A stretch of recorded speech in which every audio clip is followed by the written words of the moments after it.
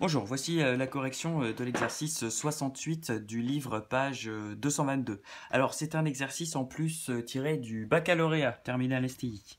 Alors on va regarder ça ensemble. Donc dans cet exercice, Hélène dessine la fonction logarithme népérien, bon bah ça on sait. On considère la fonction f définie sur 0 plus l'infini par f de x égale ax plus b ln de x plus 1. Bon bah on va surligner ça, c'est important. Où a et b sont deux constantes réelles. Alors la courbe CF et la représentation graphique de la fonction f, on a ici. Alors on a la courbe représentative, donc quand on nous demandera les variations, etc., on pourra regarder si ça correspond bien au graphique. Alors les points A et E sont deux points de la courbe. Le point A a pour coordonnées 1, 2, donc ici ça tombe pile sur le quadrillage. Et le point E a pour abscisse 4, on ne connaît pas son ordonnée, mais on sait son abscisse. La tangente ACF au point E horizontale, donc là attention, petite lumière, qui dit tangente horizontale dit que le nombre dérivé est égal à 0, et c'est justement ce qu'on va nous demander à la question 1. Alors, commençons à répondre aux questions. Alors justement, on nous demande de déterminer f de 1 et f' de 4. F de 1, on va regarder le point d'abscisse 1, c'est exactement le point A. Son ordonnée c'est quoi? C'est 2, donc f de 1 égale 2. Pour f' de 4, du coup, on va regarder le coefficient directeur de la tangente au point d'abscisse 4. Le point d'abscisse 4, c'est E. On nous dit justement que la tangente est horizontale. Donc, f' de 4 égale à 0. Pour la question de calculer f' de x, puis exprimer f' de 4 en fonction de petit a et petit b. Alors, pour f' de x, donc on voit qu'on a f de x. Alors moi, je vais réécrire l'expression. Ax plus b ln de x plus 1. Donc, on va considérer petit a et petit b comme des constantes, donc comme si c'était des nombres. C'est juste qu'on ne les connaît pas, mais c'est des nombres réels. Donc, quand on va dériver, eh ben, a fois x, ça va donner a fois 1, donc a, et b ln de x, la dérivée de ln de x, c'est 1 sur x, donc b fois 1 sur x, plus 1, et donc plus 0. Voilà pour la dérivée. Alors, du coup, exprimer f' de 4, bon, on va juste remplacer tout bêtement x par 4. Donc, on a a plus b fois 1 quart, c'est-à-dire b sur 4. Alors, déterminer les valeurs de petit a. Bon, là, on est à la question 3. On va utiliser les résultats de la question 1 et de la question 2. Alors, pour f de 1, on va remplacer x par 1 ici dans l'expression de f de x. On va voir ce que ça donne. Alors, on sait que graphiquement, f de 1 est égal à 2. Mais si on remplace x par 1, on va voir que ça fait a fois 1, a. Plus b fois ln de 1. ln de 1, vous le savez, ça fait 0. Donc, b fois 0, 0. Et donc, il reste plus 1. Donc, algébriquement, c'est-à-dire avec l'expression de f de x, on sait que f de 1, c'est a plus 1. Et graphiquement, on sait que f de 1 est égal à 2. Conclusion, a plus 1 est égal à 2. Donc, petit a, c'est 2 moins 1. Donc, petit a égale 1. On va faire la même chose pour trouver petit b, mais cette fois-ci, on va utiliser f' de 4. Alors pareil, on sait que f' de 4 vaut 0, ça c'est graphiquement, mais du coup, avec l'expression de f' de x, on va voir ce que ça donne. Donc on va remplacer x par 4 dans l'expression de f' de x, ça va donner a plus b fois 1 quart. Oui, c'est ce qu'on nous avait déjà demandé ici d'ailleurs. Et ça, c'est égal à 0. Comme a est égal à 1, ça veut dire que 1 plus b sur 4 est égal à 0. Donc ça veut dire que b sur 4 est égal à moins 1, du coup le a qui est égal à 1 est passé de l'autre côté de l'égalité, comme il est additionné, il devient soustrait, et donc on a b qui vaut moins 4. Ok, pour la partie b. Alors, je vous dis tout de suite, on ne va pas faire les questions 1 et 2, étant donné que ce sont des limites et qu'on ne l'a pas encore vu, on va directement faire la question 3. On vous demande de calculer la dérivée f' de x. Alors, juste une petite remarque, vous voyez que la partie b, on vous donne l'expression de f de x. Elle est ici. Voilà, elle est ici. Regardez un peu, comparez les deux expressions. Ici, c'est celle de la partie A et ici, c'est celle de la partie B. Vous voyez que ça correspond avec justement petit a ici qui vaut 1 et petit b ici qui vaut moins 4. Donc, ça peut vous aider pour trouver les résultats de la question 3 de la partie A. D'accord?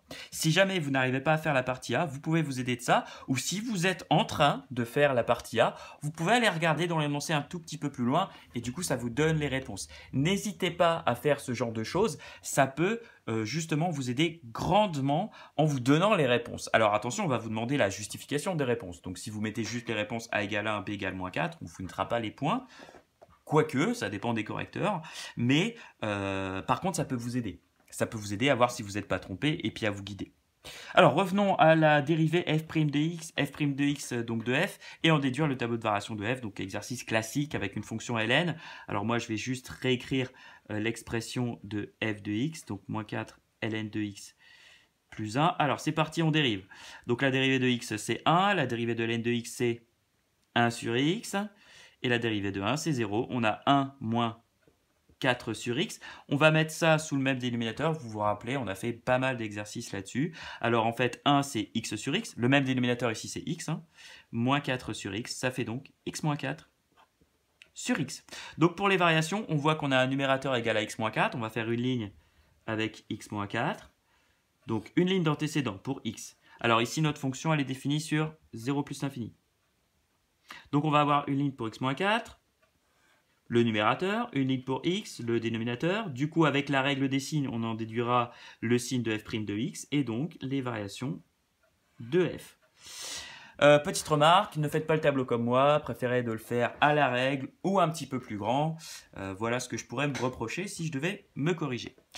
Alors, on va regarder quand est-ce que chaque expression s'annule. Quand est-ce que x-4 s'annule? Donc là, on le fait à droite du tableau. Si x-4 est égal à 0, x égale, le moins 4 passe de l'autre côté, il devient plus 4. Donc ça va s'annuler en 4. Quand est-ce que x s'annule? En 0. Alors pour le signe, x-4, c'est négatif avant 4 et positif après. Alors là, deux méthodes. Vous avez ici une fonction affine de coefficient directeur 1. Positif, donc la fonction est croissante, donc elle est d'abord négative puis positive. Ou alors, on va remplacer x par n'importe quel nombre entre 0 et 4, 1 par exemple. Et si on remplace x par 1, on a 1 moins 4, ça fait moins 3, c'est négatif. Pour x, si x est positif, x est positif, tout simplement.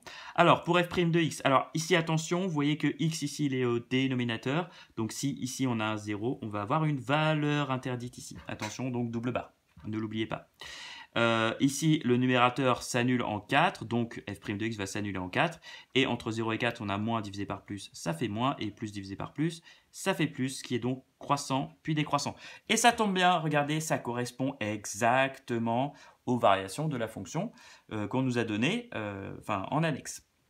Donc toujours vérifier ça. Ici, on va calculer f de 4.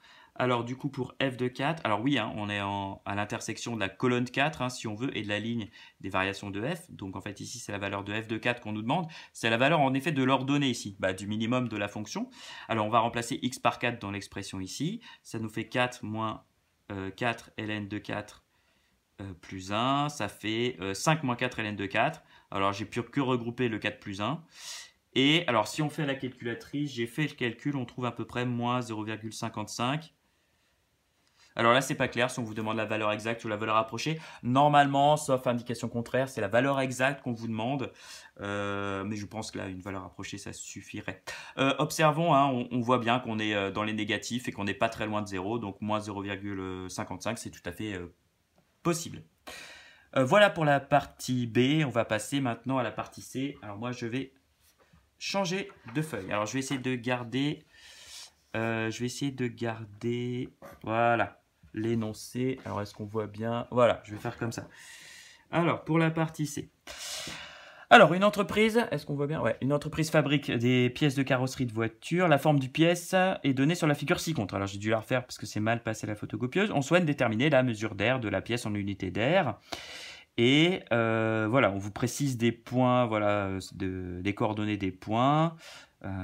Etc., etc. Bon, on vous parle de la fonction g, on vous demande de dériver la fonction g. Alors pour l'instant, on ne sait pas trop à quoi ça va servir, mais bon, faisons ce qu'il demande.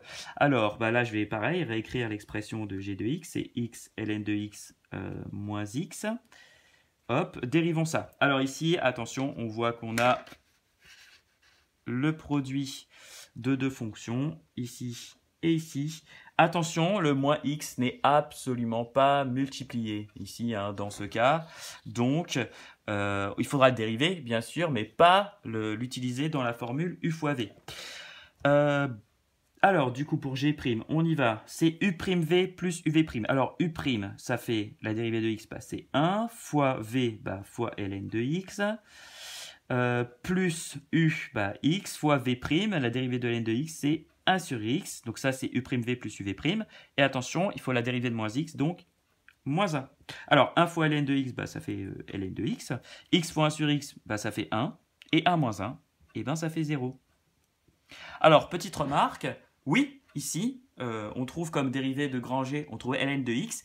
Il s'avère que cette fonction grand G, c'est une primitive de ln de x. Alors c'est un résultat qu'on utilise assez souvent, qui n'est pas dans le programme, qu'on ne vous demande pas de connaître par cœur, mais c'est vrai que souvent, vous voyez, dès qu'on a une fonction avec ln de x et dont on cherche à calculer l'intégrale, donc on a besoin de la primitive et on a besoin de cette fonction. Ce n'est pas à retenir, mais vous allez voir, hein, c'est un petit calcul que vous allez peut-être, que vous avez déjà fait, je crois, parce qu'il me semble que je vous l'ai déjà donné et que vous allez refaire peut-être. Alors, donc voilà, on nous a demandé de calculer la dérivée de g, bah c'est fait. En déduire une primitive grand f de la fonction petit f. Alors, je vais réécrire l'expression de petit f, x moins 4 ln de x plus 1. Et on va chercher la primitive de ça. Alors, ici, vous voyez qu'on va utiliser la question 1. Bah oui, on va chercher la primitive de ln. Et ben c'est justement ce que je vous ai dit à la question 1. On l'a, la primitive de ln, c'est g de x. Donc on va pouvoir utiliser ça. Donc on peut tout de suite mettre en dessous que c'est moins 4 fois grand g de x, parce que la primitive de ln, c'est g de x, étant donné que la dérivée de g de x, c'est ln de x. Alors une primitive de x, alors on regarde dans notre tableau, on essaye de s'en souvenir, c'est x carré sur 2, et une primitive de 1, c'est x. On a donc, alors je vais juste remplacer l'expression de grand g de x, donc on a x carré sur 2, moins 4 fois donc x ln de x, moins x, attention entre parenthèses, ici le 4 multiplie tout g de x, donc attention à ça, et voilà, on a une primitive ici. Donc grand F est une primitive de petit f.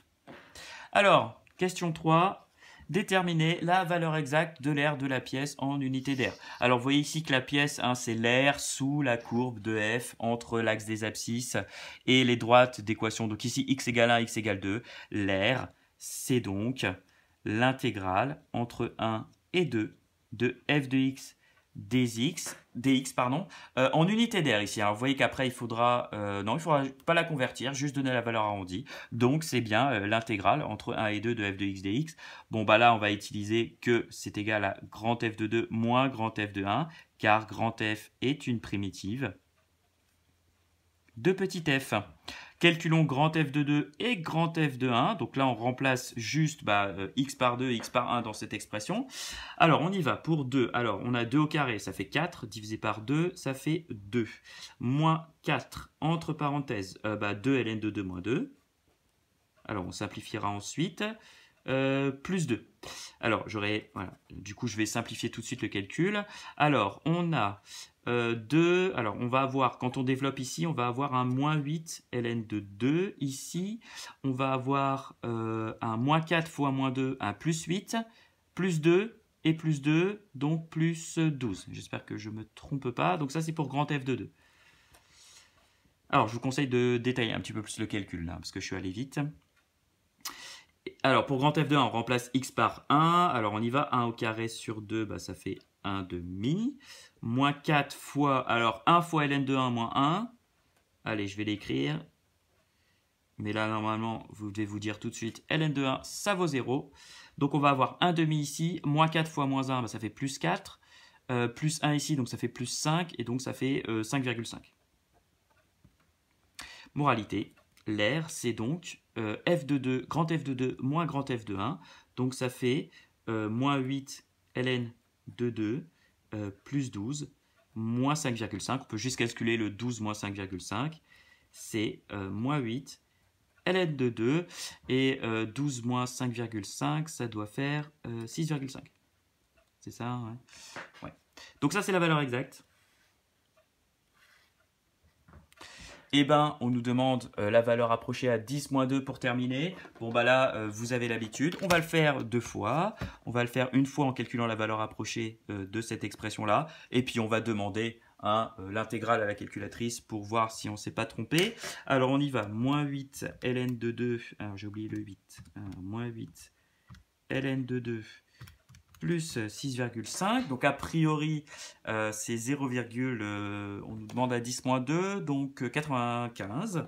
On va demander l'intégrale entre 1 et 2 de f de x dx, donc de cette expression-là, donc x moins 4 ln de x, plus 1 dx, et normalement on doit trouver la même chose, bingo. Et donc la valeur approchée à 10 moins 2, c'est 0,95. Et voilà.